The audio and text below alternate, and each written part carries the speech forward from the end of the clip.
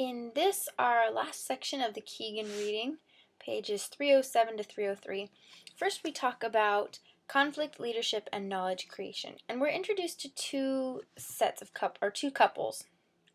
The first are the Abels.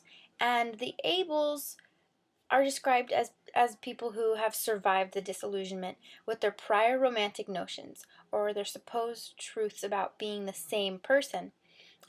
The Abels are committed to sustaining a different but deep relationship. So they acknowledge that they are both different people, but have this ability and this desire to, within that acknowledgement, become closer. They respect each other as distinct and whole human beings and value the experience of traveling to different preferences and experiencing different opinions. So, traveling in that they kind of visit each other's opinions and go and experience and appreciate them. These two selves, though, will inevitably have a conflict, but this is an okay part of their interaction. They're described as fourth order consciousness. They are within the fourth order of consciousness, which is good. They see each other's completeness, and they understand that conflict is a byproduct of this separate these separated completenesses, but that this can be worked around. The Bakers, however, have a different way of constructing conflict and difference. They also have survived disillusionment, but their illusion isn't romance, it's modernism.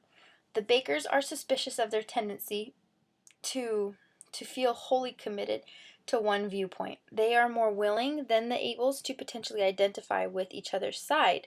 So they are more vulnerable to kind of discovering each other's world, or just to discovering another world within themselves.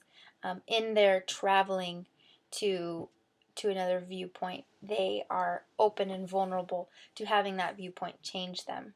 Moving from subject to object form of viewing, they refuse to see themselves or see oneself or the other as a single system or form. They experience this kind of multipleness, seeing the illusion of completeness, acknowledging their actual incompleteness, and understanding conflict as a byproduct of this pretension. So instead of seeing themselves as complete, they see their incompleteness and can see the wrong assumption that, or the assumption that assuming that you are complete makes you incomplete, and thereby they're able to see their relationship to the relationship step back farther. And they're described as fifth order of consciousness, which we are now first being introduced to. In thinking of the self as form theory, we are told to think of a cylinder, or a cylinder with open ends. And this image relates to considering whether we take ourselves in terms as self and form as subject, as in, with the fourth order, or self as form as object, whether we are subject or object to something. And the object form is obviously fifth order. This question is similar to, which self as form we are, is similar to whether or not the image we just imagined of the cylinder, how we view it. Is it two ends, or is it a cylinder with two ends, or is it two ends connected by a cylinder? And so we see that in deciding whether or not, or deciphering whether or not we are fourth order or fifth order, comes in the perspective that we have to the self as a form, whether it is seen from this perspective or whether it is seen from this perspective, within or removed from subject or object. We learn more about postmodernism, and postmodernism is not just a different way of looking at things. It is identifiable on the continuum of the evolution of consciousness.